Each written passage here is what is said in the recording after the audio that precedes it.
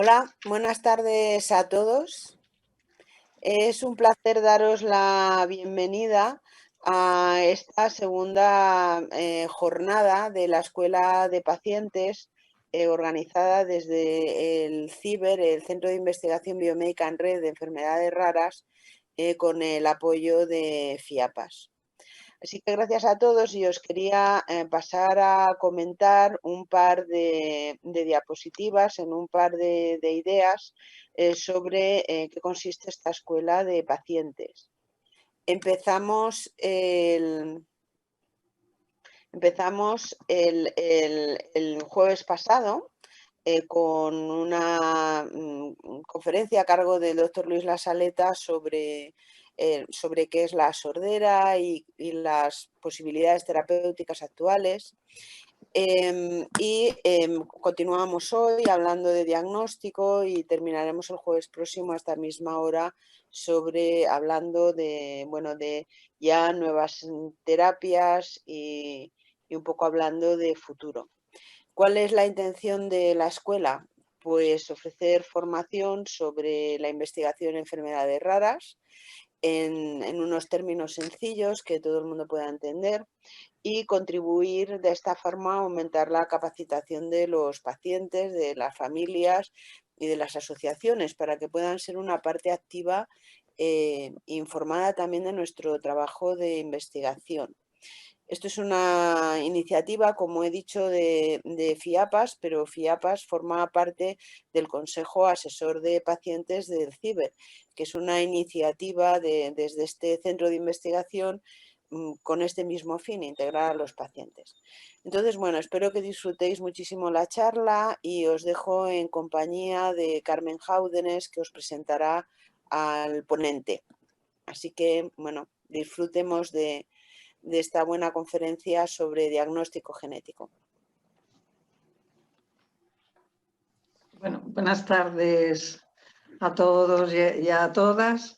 Es verdad que es una secuencia de 3 seminarios, pero que en sí mismos también son independientes en contenido e incluso en público destinatario, porque no coincidís las personas inscritas, algunos sí, otros no, en uno y otro seminario. Por eso me permito hoy repetir un poco las palabras introductorias del seminario anterior, en las que yo empezaba mostrando la satisfacción de FIAPAS por pertenecer a la red de trabajo CIBER, donde estamos trabajando desde el Consejo Asesor de Pacientes.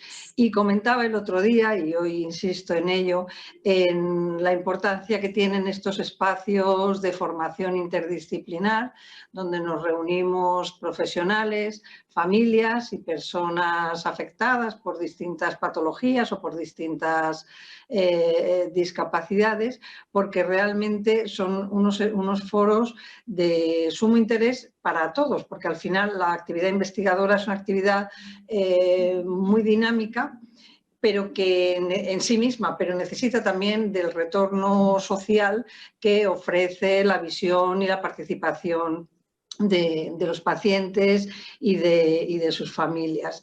Y al final el destinatario último de la investigación, pues lógicamente son estos pacientes y sus familias, como digo.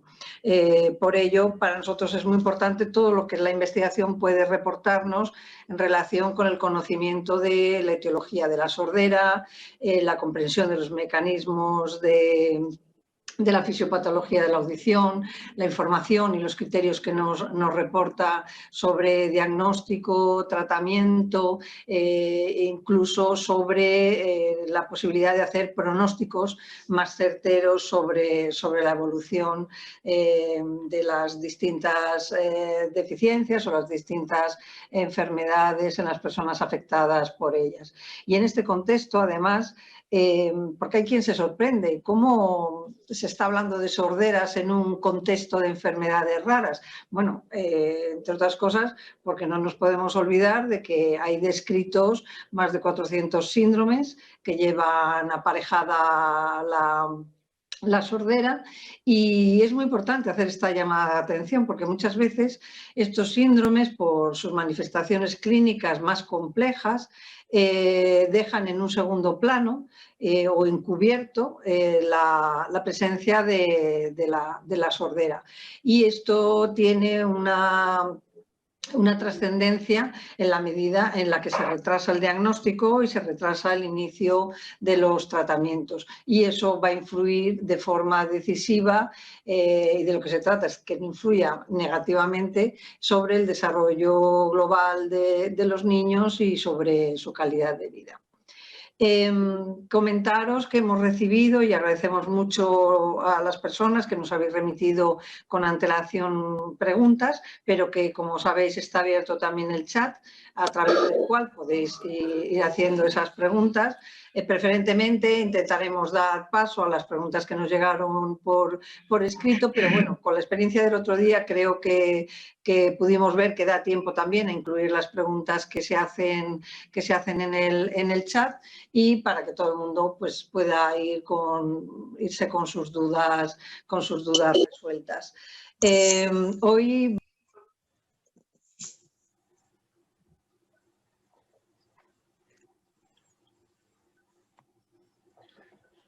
Carmen, está silenciada. Perdón, no sé, he debido darle sin querer. Empiezo porque no sé dónde me he quedado, que hoy tenemos el tema sobre el que versa el seminario, es diagnóstico genético de la sordera.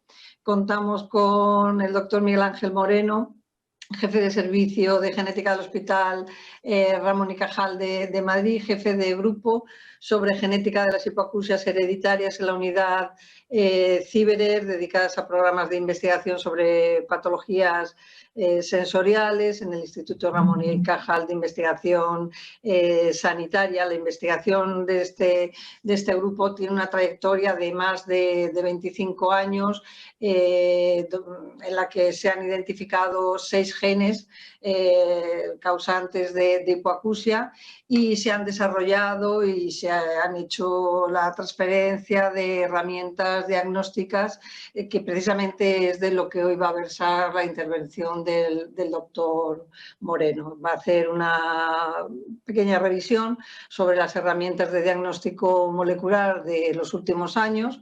En concreto va a hablar del análisis genéticos por secuenciación masiva de ADN y los array CGH, que es una técnica de diagnóstico genético de última generación. Y sin más, no quiero robarle minutos al doctor Moreno y pues tienes la palabra.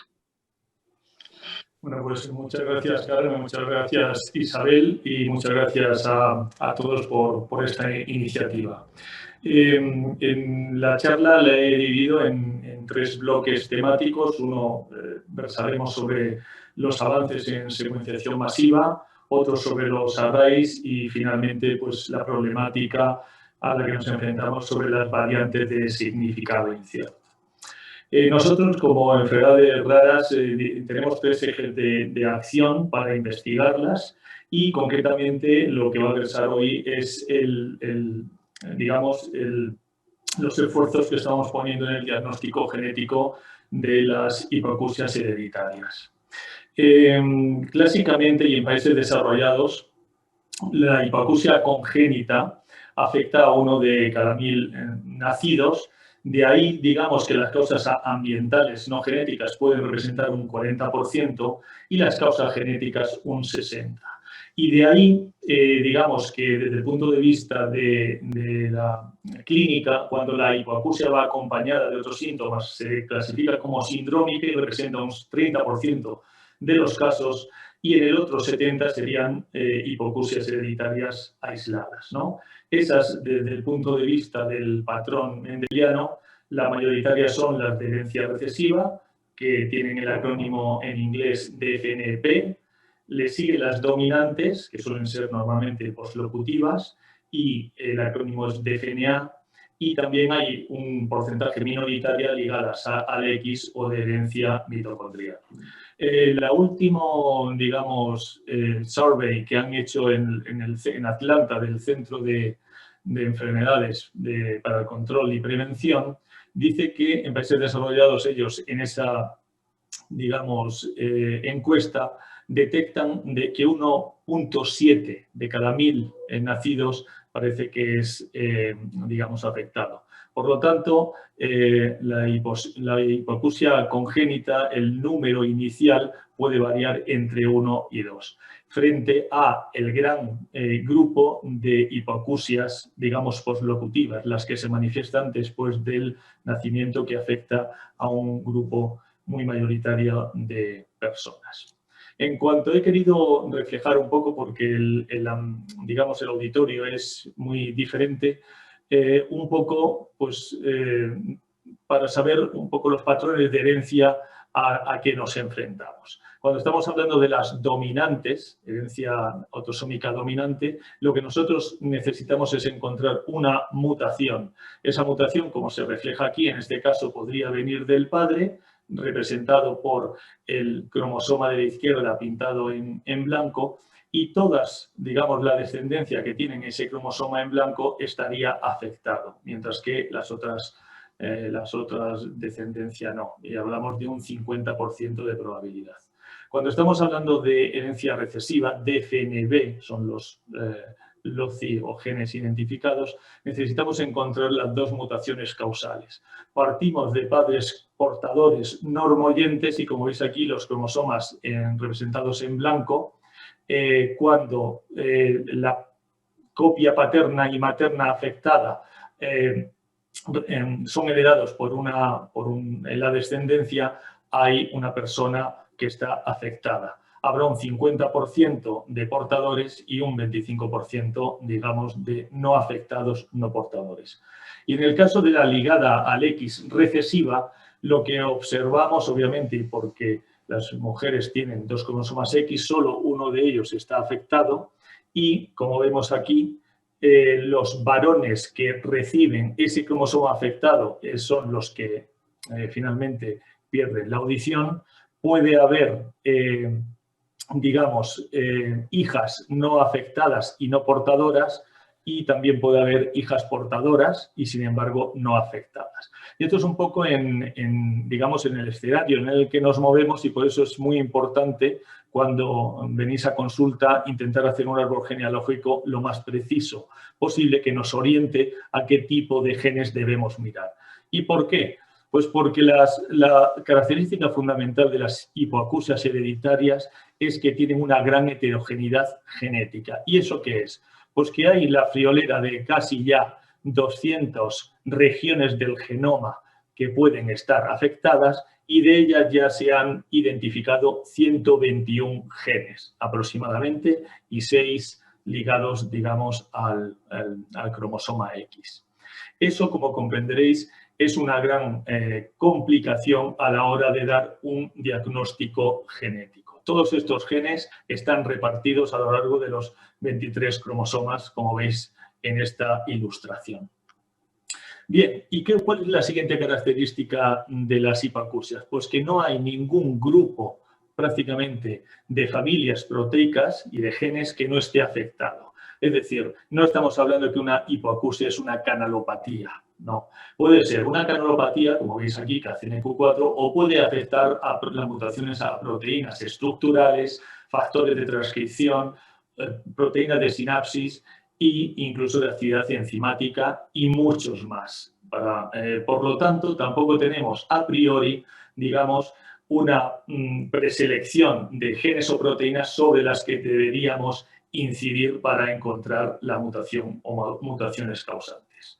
La tercera característica que tienen la problemática del diagnóstico genético es que los genes tienen un tamaño muy diferente. De tan pequeños como un microRNA de 24 bases, 24 letras, a la friolera de estar trabajando con colágenos o miosinas que tienen muchísimos exones. Con lo cual, eso también, a la hora de trabajo de músculo en el laboratorio, pues no es lo mismo analizar un gen pequeño que un gen grande.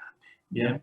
Entonces, el escenario final es que nos enfrentamos a un elevado número de genes, ausencia de estudios de epidemiología genética que nos digan sobre qué genes deberíamos inicialmente lanzar nuestros estudios genéticos. Por otro lado, la mayoría de las mutaciones que encontramos aparecen en una familia y no vuelve a repetirse ninguna a nivel mundial, con lo cual son genes y mutaciones ultra raros, lo que nosotros llamamos mutaciones privadas. Y finalmente, las audiometrías y el resto de análisis clínico tampoco en la mayoría de los casos nos orienta a qué gen debemos, digamos, analizar, ¿no? Inicialmente. Por lo tanto, aquí entra, digamos, la primera parte de la charla, que es el antes y el después. Antes y después desde el punto de vista de tecnología. Es decir, hemos pasado a la izquierda de lo que era secuenciación en geles radioactivo a pasar durante unos años a lo que se ha entendido que era el gold estándar, que es la secuenciación llamada Sanger, a finalmente lo que veis a la derecha, la secuenciación de última generación llamada NGS, Next Generation Sequencing, ¿vale? ¿Y cuál es la diferencia fundamental y qué ha revolucionado, cómo ha revolucionado estas tecnologías el diagnóstico? Pues mirad, a la izquierda se ve lo que es una secuenciación Sanger. Miramos un fragmento de un determinado gen y como veis en el panel de la izquierda comparamos lo que es una persona normoyente que tiene una determinada letra en la posición que marca la flecha, que es distinta a la que encontramos una persona que tiene hipoacusia. Pero estamos mirando un gen y un fragmento en particular y hemos detectado una mutación.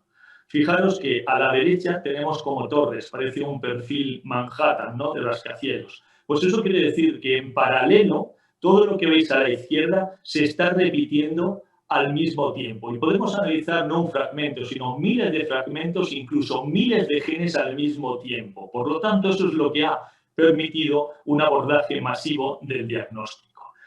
Dificultad. Vamos a encontrar cientos de mutaciones, a diferencia de la otra técnica, que solo mirábamos un fragmento.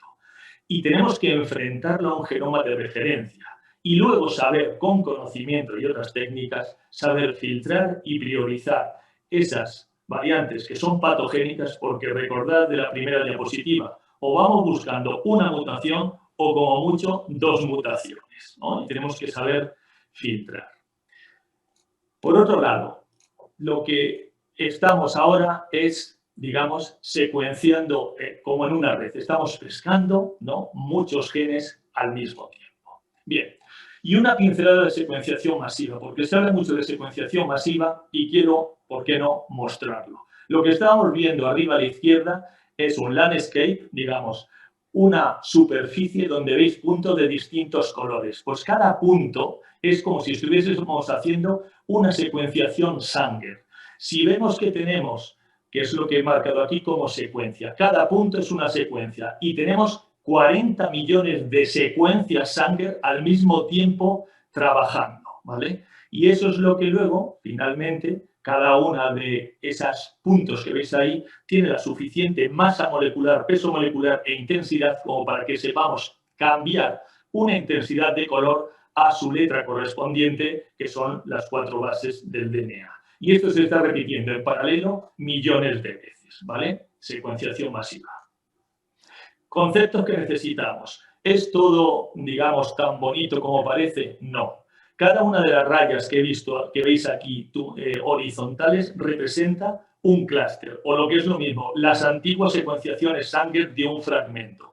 Pues si esto es un gen y esto es una parte del exón de ese gen que tenemos que analizar, lo que nos interesa es que muchas de esas secuencias caigan sobre ese gen, lo que se llama cobertura, barra azul horizontal, y que tengamos suficiente altura, que es lo que se llama profundidad, porque cada una de esas barras que veis ahí nos va a dar información genética.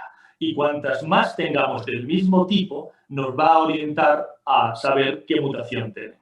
Dicho de otro modo, si yo estoy buscando un cambio que se llama Single Nucleotide Polymorphism y cae en una zona y tengo los 2 alelos, 2 letras, lo que se llama heterocigosis, tendré barras negras con la letra A, alelo A, y barras rojas con la letra B. Lo que estoy esperando en una herencia, digamos, dominante es que el 50% sea silvestre y el 50% sea mutado, lo que hemos puesto aquí en rojo.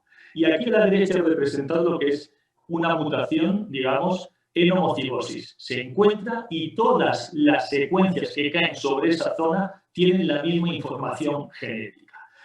Fijaros que si yo ahora dividiera la altura, lo que es la profundidad, me quedaría en muchos casos con muy poca información genética para saber si realmente estoy encontrando o no una mutación. Por lo tanto, tanto en el eje X como en el Y tienen que estar perfectamente cubiertos.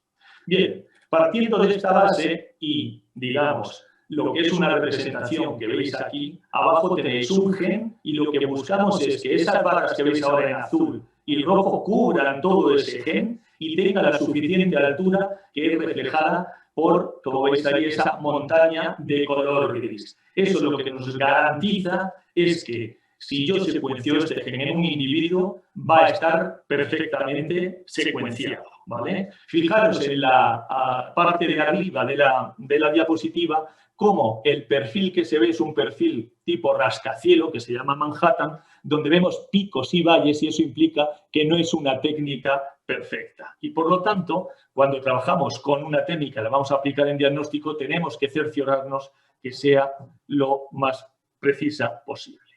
Con esto, digamos que nos metemos en qué técnica utilizar para diagnosticar. Podemos ir desde mirar muy pocos genes, lo que es un amplicón, abajo a la izquierda, a secuenciar el genoma completo, las 3.000 millones de bases.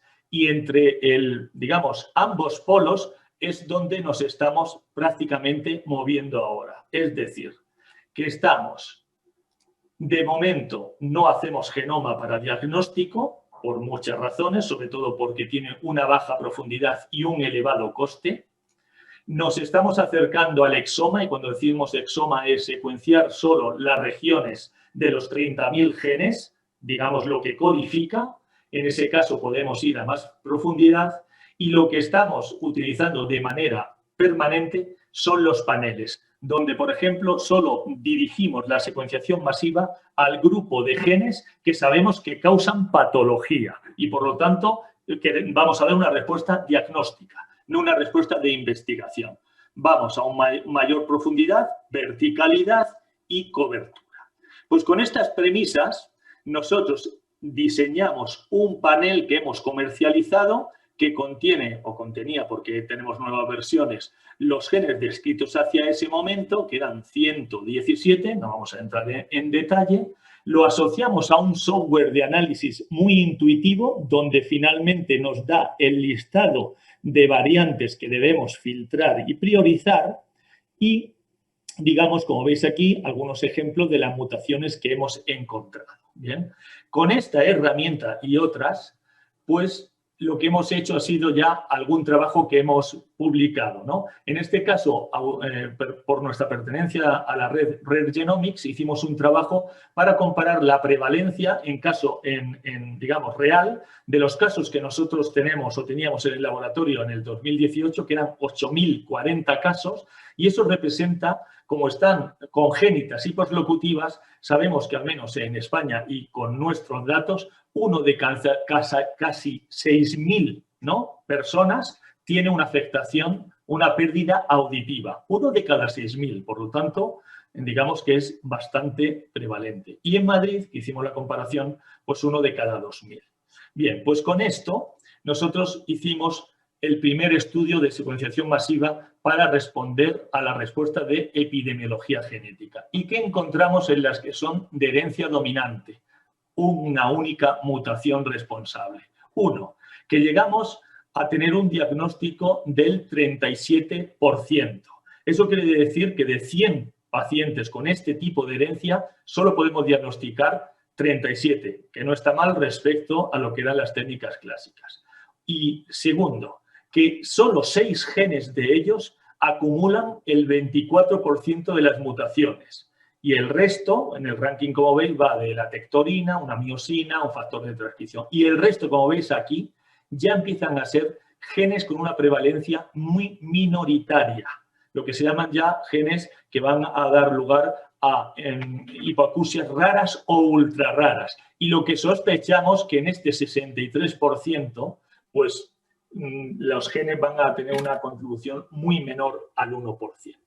¿Qué ocurre cuando pasamos a la epidemiología genética de herencia recesiva, de las que necesitamos 2 mutaciones? En este caso, la línea de investigación llevada a cabo por Ignacio del Castillo, de nuestro grupo, que trabaja particularmente con la parte del equipo en este grupo de hipoacusias, pues en este caso, y os suena a todos, digamos, el gen que es más prevalente es el de la conexina 26, donde un 45% de los casos de herencia recesiva digamos, se encuentran mutaciones en este gen, seguidos de otoferlina, miosina, pendrina y otras. Y luego, pues empieza también a atomizarse la prevalencia. Pero en este caso, la llamada de atención es que mirando, digamos, 6 genes, también en este caso, podemos llegar a casi diagnosticar un 80-75% de las patologías. Con lo cual aquí la antigua tecnología Sanger era bastante eficiente. No obstante, nunca se hubiese encontrado con esta técnica las hipoacusias ultra raras. Bien, pues ahí hemos acabado el primer bloque de esta charla. Pero el problema es, ¿qué hacemos con las hipoacusias que no están diagnosticadas? Puede ser porque haya mutaciones en otros genes o puede ser porque no estamos detectando un tipo de mutaciones que se llaman las copy number variations, lo que son variaciones en el número de copias. ¿Y qué es eso? Pues aquí arriba, digamos, he puesto los tipos de mutaciones clásicas con los que trabajamos. Mirad la parte no amarilla, ¿no? La de arriba. Lo que son variantes de secuencia. Puede ser un cambio puntual, un cambio de una letra por otra, una pequeña inserción, se mete un trozo de texto extra, o puede haber una pequeña deleción, se ha borrado una palabra en un párrafo. Eso es lo que la NGS detecta sin problemas. ¿Cuál es el problema de las otras variantes? Pues puede haber una deleción que se lleve un exón entero, esas muchas letras que se pierden. O incluso puede haber, si fuese un libro, varias páginas, ¿no? Puede haber una duplicación donde varios párrafos se repiten, ¿no? Que veis aquí que está representado por C, ¿no? O puede haber una inversión, es decir, que las letras del libro están dando la vuelta, ¿no? También se llaman inversiones. Otras locaciones donde de otro libro aparecen páginas en el que estamos nosotros analizando. Ese tipo de variaciones estructurales son difíciles de detectar por algoritmos de análisis, no software de análisis, digamos, bioinformáticos. Por lo tanto, nosotros diseñamos una herramienta que se llama CGH, de hibridación del genoma comparativa, que lo que nos permite es detectar este tipo de hipoacusias, ¿no? de mutaciones. ¿Y dónde lo aplicamos? Pues lo aplicamos al síndrome de Bohr. ¿Y por qué inicialmente en este? Porque lo primero es un síndrome, es decir, las características clínicas que definen este síndrome son muy claras. Tienen afectación otológica, pérdida de audición, de arcos branquiales y también renales. Segundo punto, podemos subclasificar a estos pacientes de acuerdo a criterios clínicos como de tipo 1, cuando tiene 3 criterios clínicos mayores, criterio 2 o criterio 3, donde vamos perdiendo, digamos, información clínica. Los mejores pacientes son los que están estratificados en criterio 1, ¿no? Y aquí veis los rasgos principales y menores, ¿no? Sobre todo principales, anomalías de los arcos branquiales, hipoacusia, fístulas branquiales, y los menores, pues lo que veis aquí a la derecha. Por otro lado, había 5 genes, como veis aquí, implicados, y nuestro algoritmo, ya os lo he contado, panel NGS, secuenciación Sanger si es positivo y segregación familiar, y si es negativo, aplicamos el panel, el array. En este array también sabemos que seleccionamos síndrome Bohr porque lo que ya estaba publicado decía que en un 20% de esos pacientes había la posibilidad de encontrar mutaciones estructurales. Y por lo tanto nos pusimos a ello. Y por lo tanto, comparamos una técnica clásica que es MLPA. Aquí nuevamente hablamos de, ¿no?, los rascacielos. Veis que donde están las flechas, los rascacielos son más bajos. Hemos perdido información. Esto es una deleción estructural. Se han perdido genes, no, perdón, exones. Pues eso mismo era detectado perfectamente con nuestro array. ¿Por qué? Porque todos los puntos rojos que veis a la izquierda implica deleción. Luego nuestro array lo detectaba.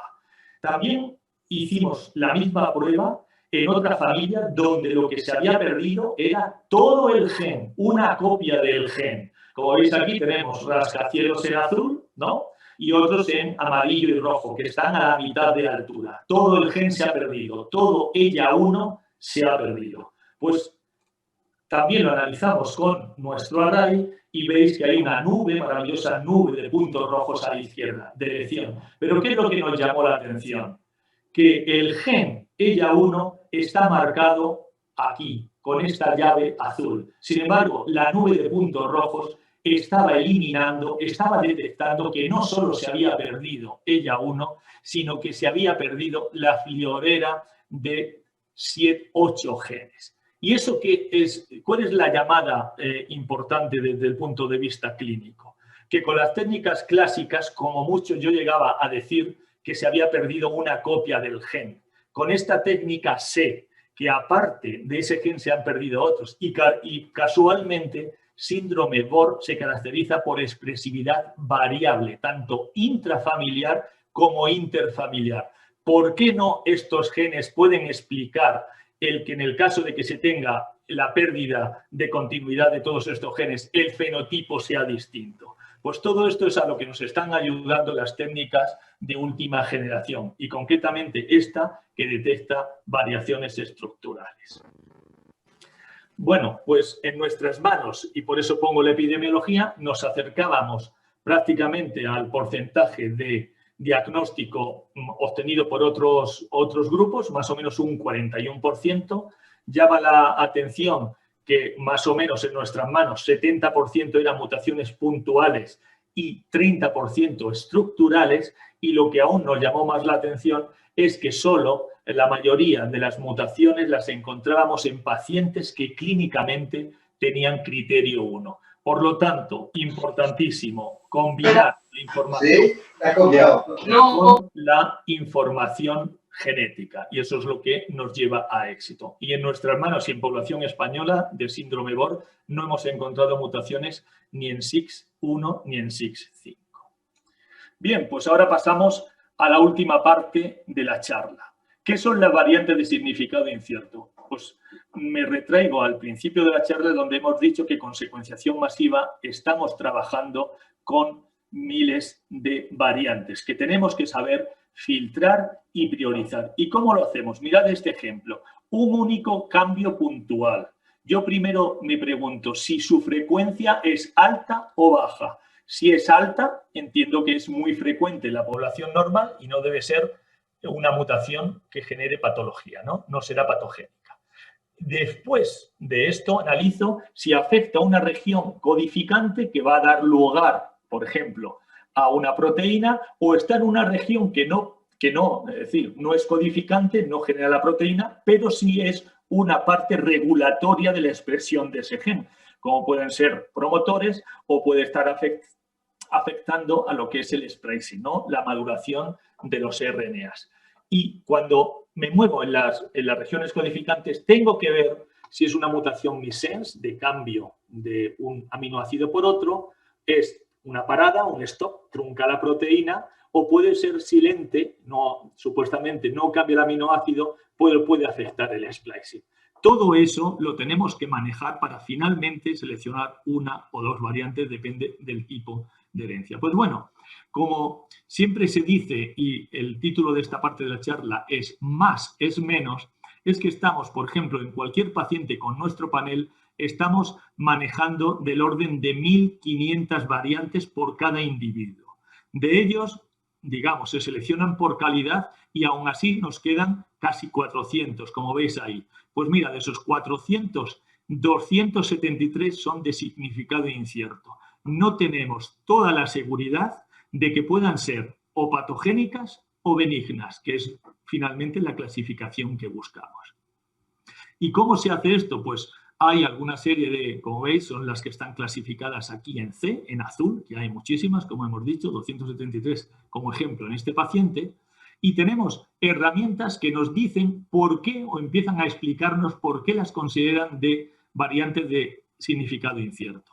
Lo mismo que haríamos manualmente o con conocimiento, digamos que hay algunos algoritmos que ya están preestablecidos y ayudan. Entonces, esto que veis aquí, estas cajas puede estar en verde o en rojo. Bien, pues para esta variante, una variante particular, una arginina 94 asparagina, que es responsable, ¿no?, de la encontrada en la Calcium Binding Protein 2 asociada a una hipoacusia recesiva llamada 93, pues resulta que hay algunos predictores que nos dicen que puede ser patogénica y otros que apoyan el que no lo son. Por lo tanto, variante de significado incierto. ¿Y a qué nos lleva eso? A la necesidad de investigar esas variantes. ¿Cómo? Intentando desentrañar el mecanismo de patogénesis. Y ya como última parte de la charla voy a mostrar un ejemplo ilustrativo de la importancia de no solo diagnosticar, sino investigar las patologías, ¿no? En este caso, os pongo un ejemplo de una hipoacusia autosómica dominante. Buscamos una única mutación. Esta se encuentra en un factor, ¿no?, regulador de la transcripción, que es lo que he representado aquí en color verde, que solo puede ejercer su función cuando pasa al núcleo. Veis que para pasar al núcleo, la bola verde está dentro del núcleo, necesita de estar al mismo tiempo de otro factor que es SIX1. Cuando ambas proteínas están en el citoplasma, se traslocan al núcleo y se expresa el gen o los genes que regulan. Bien, pues nosotros, fijaros aquí, todas las mutaciones que estaban encontradas hasta ese momento eran de las que truncaban la proteína. Es decir, no se terminaba de generar la proteína. Y nosotros encontramos, sin embargo, en un paciente, una mutación que era de un cambio de un aminoácido por otro.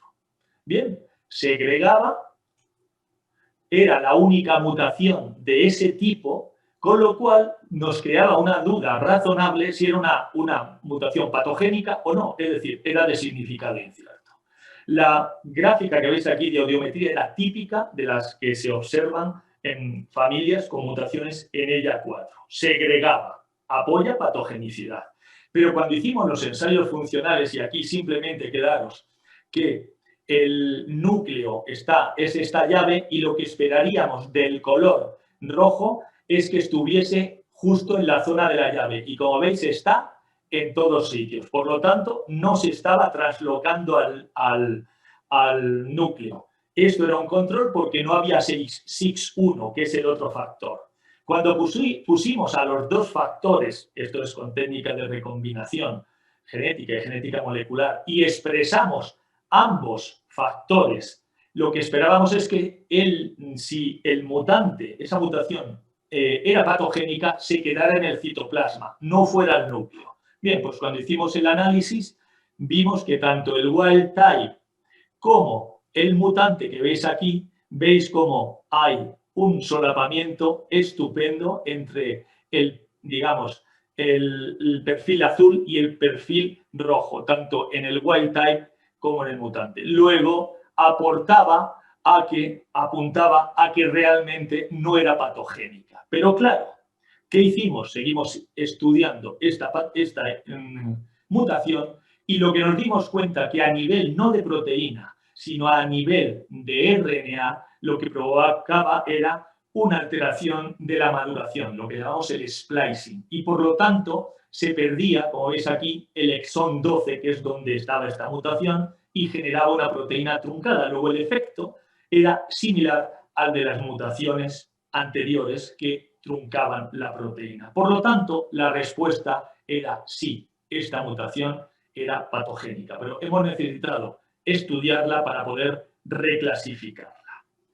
Y bueno, con esto acabo la charla, espero haber sido lo suficientemente divulgativa y no quiero acabar sin, por un lado, agradecer pues tanto a nuestra institución, el hospital, Ciberer, el IDICIS, Red Genomics y todo el grupo que trabaja, ¿no?, por y para las hipoacusias en sus distintos tipos de herencia, en el Ramón y Cajal y espero que os haya gustado. Gracias. Muy bien, Miguel Ángel, muchas gracias por ser tan ilustrativo y haberte ajustado además muy bien al tiempo. Vamos a empezar con las preguntas. Como os decía, primero vamos a dar paso a las que recibimos por correo. Y en este caso son unos padres portadores de un gen causante de sordera, que preguntan si quisieran tener otro hijo, si es posible predecir si este nuevo bebé nacerá con sordera. Poco se desprende de tu charla, pero por si quieres añadir alguna cosa. Sí, si tenemos el diagnóstico certero en los padres, su condición de portadores y encima ya han tenido descendencia afectada o no, nosotros podemos predecirlo con un diagnóstico prenatal, que también lo realizamos. Simplemente pues analizamos el DNA del feto y podemos saber su carga mutacional. Y ahí, pues, como siempre, si es herencia recesiva y si tuviésemos 100 hijos que no lo tenemos, eso es también algo que tenemos que matizar. Es decir, las frecuencias pues son frecuencias y tienen poder estadístico cuando se tiene una n elevada, ¿no? Entonces, en este caso, pues asumimos 25% de afectados, 50 de portadores y otro 25 de normoyentes, digamos, wild type. Sí, un poco en la misma línea, una nueva pregunta dice si puede producirse una mutación del gen causante de sordera en un hijo y que esa misma mutación no afecte o incluso lo haga en el caso de afectar, lo haga de otra manera en un siguiente hijo. Entiendo que es una mutación heredada o estamos hablando de una mutación de novo. En cualquier caso, esto es lo que se entra en el territorio de lo que se llama expresividad variable. Y sí que se observa expresividad variable, tanto en el perfil audiométrico como digamos, en la gravedad de la hipoacusia. No, digamos, en el escenario final, pero sí observamos que el rango de detección-manifestación sí que puede variar entre distintos miembros de una misma familia para determinados genes. Para otros genes la penetrancia es completa, la expresividad, digamos, no es variable y está muy definido más o menos en el rango en el cual, digamos, aparece la hipoacusia. Pero son muy pocos los casos en los que la penetrancia no es completa. Es decir, nos movemos en hipoacusias hereditarias de base mendeliana, con lo cual cuando está la mutación, y es la mutación casual, podemos predecir que va a haber hipoacusia, se va a manifestar. En este caso también una familia con varios afectados por una misma mutación y preguntan si sería posible prevenir de alguna forma esta mutación en los descendientes. Obviamente, es decir, prevenir estaríamos hablando de una terapia preimplantacional, es decir, una selección digamos, de embriones. Lo demás, prevenir a priori, nosotros hacemos diagnóstico prenatal, es decir, podemos detectar en un feto la mutación, pero no se hace una selección, digamos, genética no estamos en el campo del diagnóstico, digamos, preimplantacional, ¿vale? Nos preguntan también, Miguel Ángel, si nos puedes comentar algo en relación con la evolución de la investigación sobre el gen de la otoferlina, que, como bien has dicho, es uno de los principales causantes de sordera. Sí, investigación, pues hay de todos los puntos de vista. Es decir, nosotros desde ese punto de vista, y en este caso Mi compañero Ignacio, que es responsable de esa parte de la línea de investigación, pues sigue diagnosticando e investigando, es decir, en cuanto a epidemiología genética. Otros grupos están generando modelos murinos para estudiar los mecanismos de patogénesis. Y hay iniciativas, digamos, basadas en, para acercarse, para abordajes terapéuticos, ¿no? Hay empresas un poco que se están acercando en esa línea. Lo que sí es importante decir es que dentro de lo que es el grupo de neuropatía auditiva, y en este caso causados por mutaciones en OTOF, el implante coclear, pues digamos que tiene mucho éxito, a diferencia de otros tipos de neuropatía auditiva donde el nervio, digamos, auditivo está afectado. Pero en resumen, sí, se sigue investigando como en el resto de genes. Sí. En el fondo, en muchas de estas preguntas, igual lo que vemos es la inquietud, ¿no? Un poco por, no sé si entrecomillado o sin el entrecomillado directamente, por la cura de la sordera, pudiendo a lo mejor sustituir un gen por otro, ¿no? Sí, no quiero abordar mucho esto porque como está la tercera Sí, sesión, está dirigida a terapias, pues por no hacer, como se dice ahora, un spoiler, ¿no? Un spoiler, sí. Pero bueno, un poco tu opinión anticipada.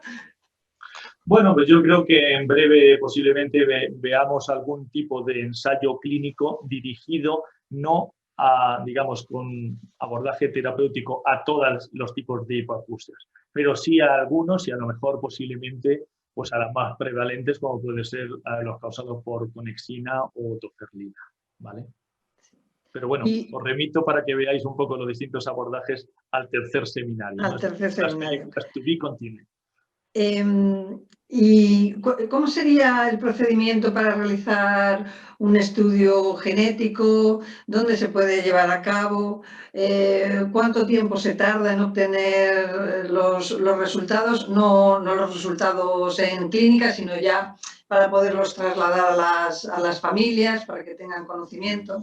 Bien, pues podemos decir que a día de hoy y después de la investigación y desarrollo de la herramienta que os he mostrado, ya está sufragada, digamos, enteramente por nuestro hospital, cosa que, digamos, pues es de agradecer. Es decir, ya no es dependiente de la investigación, de nuestros fondos, que lo estamos dedicando a otros temas, lógicamente. El canal, pues tan fácil como contactar con nuestro servicio, bien sea si es en nuestra comunidad y otro hospital, se pide un parte interconsulta, y si es de otras comunidades, igualmente. Es decir, se pide que el especialista mande a, digamos, el paciente o el estudio genético, se autoriza por parte de la dirección y nosotros ya lo cursamos. ¿Cuánto estamos tardando? Pues bueno, ahora que tenemos estas herramientas, no solo que tardemos más o menos, sino que ya que el tiempo que tardemos va a ser mucho más eficiente, ¿no? A la hora de responder y aumentar nuestra tasa de diagnóstico. Es lo que podemos decir. Pero bueno, creo que sería razonable ahora pues estar en un margen pues, bueno, de 1 a 6 meses podría ser algo razonable. Si no se encuentra nada con este panel, pues seguimos investigando, como siempre. Para quienes nos están escuchando, Miguel Ángel, cuando has hablado del especialista, entendemos que es el médico otorrino, ¿no? El que hace la derivación. Normalmente es lo lógico. Normalmente es lógico. También es cierto que, por ejemplo, las hipoacusias que son sindrómicas, imagínate, pues, por ejemplo, un síndrome de Alport, BOR, Van der Rohe, que afecta a otros órganos, a lo mejor quien nos lo remite porque lo han detectado son, digamos, otros especialistas. Pero finalmente la clínica nos dirá si tiene, aparte de otras cosas, la hipoacusia, ¿no? Mira, una pregunta que acaba de entrar en el chat y la voy a recoger yo porque liga un poco con lo que estamos hablando. Preguntan que cuántos miembros de una misma familia se necesitan como mínimo para hacer este cribado genético. Bien, eso lo tenemos que aclarar mucho. Nosotros trabajamos ahora, y porque tenemos secuenciación masiva, con un panel para el cual necesitamos el caso índice, ¿vale? Y con el caso índice, si encontramos una mutación que es patogénica, luego pues hacemos el estudio de portadores al resto de la familia. si encontramos variantes de significado incierto, y vuelvo a insistir, es muy frecuente que eso ocurra, sobre todo cuando estamos manejando miles de variantes, pues entonces ya tenemos que precisar sobre qué variantes vamos a trabajar y el tener más miembros de esa familia nos ayuda a lo que se llama la segregación. Y cuando sospechamos que una variante puede ser patogénica, lo primero es, tenemos que cerciorarnos que esté las personas que tienen pérdida auditiva. Si aparece alguna que no está, pues lógicamente queda descartada, ¿vale? Pero inicialmente el estudio va dirigido al caso índice. Muy bien. Y por último, por mi parte, de las que teníamos recogidas, preguntarte, ¿qué futuro abre el conocimiento de la causa genética de cara al tratamiento temprano de la sordera en niños? Y en relación con la mejora de las actuales prótesis, especialmente por lo que se refiere a los implantes auditivos, ¿no? Porque un poco para saber de cara a su acción estimuladora y electroacústica sobre el oído, para que esa estimulación sea cada vez más precisa y acerque más a una audición más natural y más normal.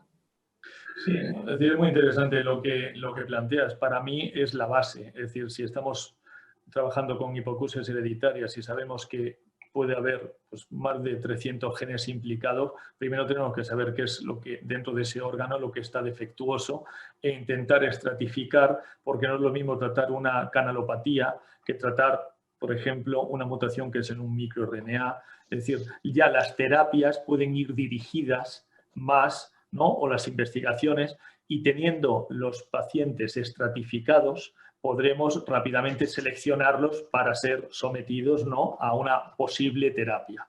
Desde el punto de vista también de consejo genético, pues eso es muy importante claramente saber cómo va a ser la descendencia, ¿no? Qué probabilidades tenemos, y una detección precoz, más que vosotros, las ventajas que tiene, no lo voy a decir yo, eso es clarísimo, ¿no? Eso estamos luchando a ver si se pudiera unir el cribado genético neonatal a el resto, ¿no? Lo digo porque hay veces, ya sabéis que hay una ventana, no seré yo el que, digamos, sea el experto en esto, pero hay una ventana, ¿no? De unos años donde la plasticidad neuronal es fundamental, ¿no? En cuanto antes se detecte, incluso antes de que se manifieste la pérdida auditiva, ya están los padres sobre aviso y obviamente todos los especialistas que tengan que ayudar ahí, en ese punto. Yo, vamos, solo veo ventajas. Muy bien. Pues Isabel, para el resto de preguntas. Veo dos preguntas en el chat. Sí, cedemos los trastos a Isabel. Sí. Hay muchos elogios diciendo que ha sido muy interesante, Miguel Ángel. Pues, y gracias. hay unas poquitas preguntas. La primera que hemos recibido se refiere a los genes GJB y GJB2 y preguntan si son siempre mutaciones recesivas. Bueno, como es GJB, le falta poner el número, pero bueno, digamos que si hablamos de GJB2, digamos que la mayoría de las mutaciones están asociadas a hipoacusias de herencia recesiva, pero en algunos otros casos que son minoritarios, algunas de esas mutaciones da un tipo de sordera también dominante, es decir, que una única copia mutada causa la hipoacusia, pero digamos que si hablamos de un gen paradigmático de herencia recesiva, estaríamos hablando de la conexina 26, ¿vale? Pero, perdón, no es el único caso. Hay muchos genes, otros genes, donde mutaciones pueden estar asociados a herencia dominante y recesiva, ¿vale? Es decir, genes duales en ese sentido. Amplían la pregunta al GJB2 sí, GJB2 y conexina 30, sí. La respuesta es dominante recesiva, pero fundamentalmente recesivas.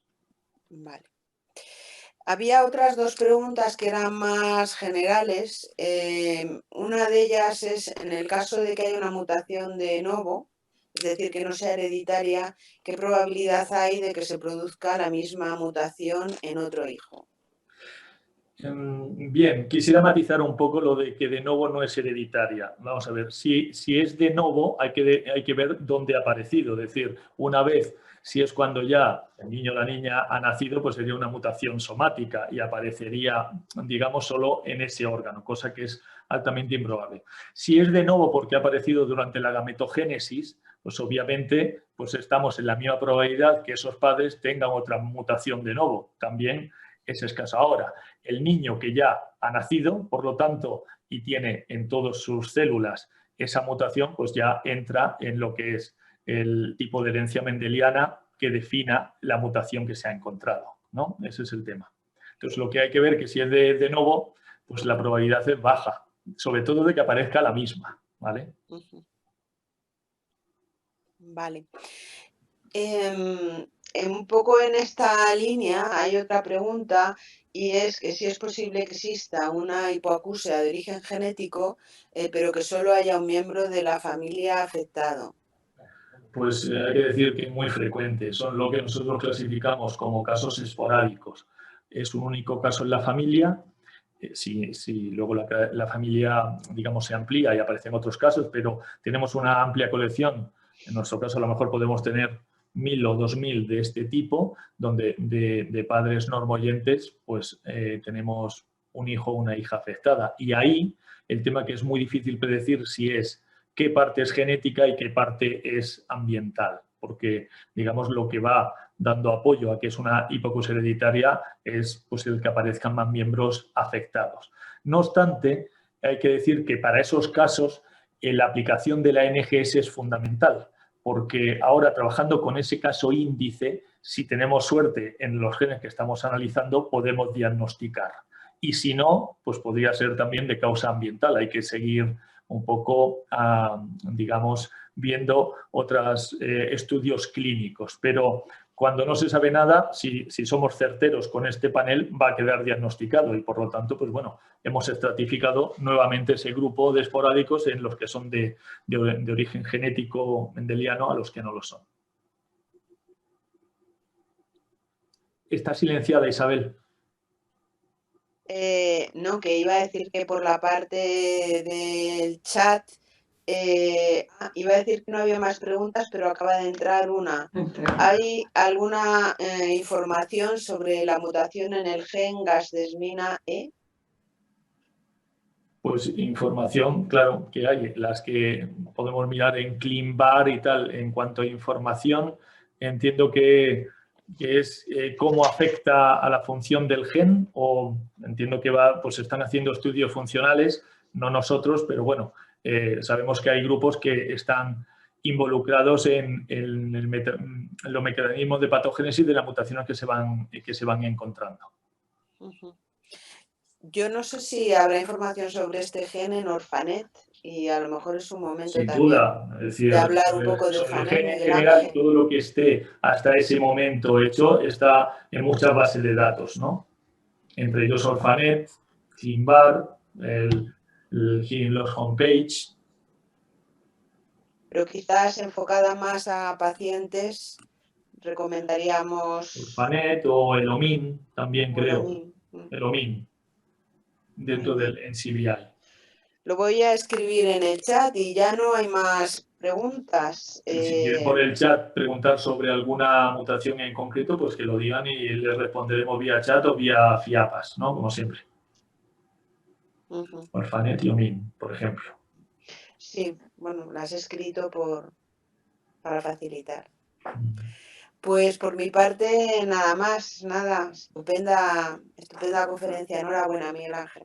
Muy bien, enhorabuena, y hemos ido fenomenal de tiempo además, y muchísimas gracias por vuestra presencia y vuestra atención a todos los asistentes, también a las estenotipistas que han proporcionado el subtitulado, al intérprete de lengua de signos y al servicio de accesibilidad de FIAPAS. Y nos vemos en el siguiente seminario la semana que viene. Muchas gracias a todos.